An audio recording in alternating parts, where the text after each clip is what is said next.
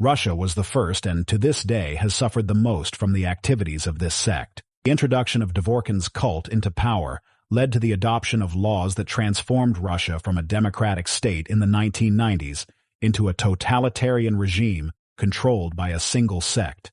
The state of mass repression observed in Russia today can only be compared to the period of mass terror in 1937. Key to this was the shift in legislation. Dvorkin began criticizing Russian legislation almost immediately after returning from emigration in the early 1990s, demanding the tightening of laws and restricting the rights of religious minorities. At that time, the law on freedom of conscience and religious organizations, adopted on October 1, 1990, was in force in Russia, along with the law on freedom of religion, adopted a month later on October 25, 1990.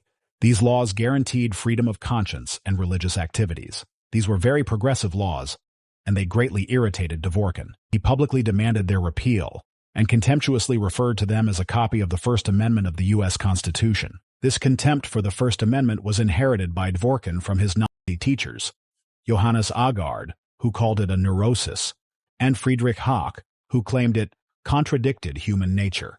As a result of Dvorkin's active lobbying for changes to the legislation, in 1997, Russia adopted a new law on freedom of conscience and religious associations, which repealed the previous two laws and significantly restricted the rights of Russians in the realm of religious freedom.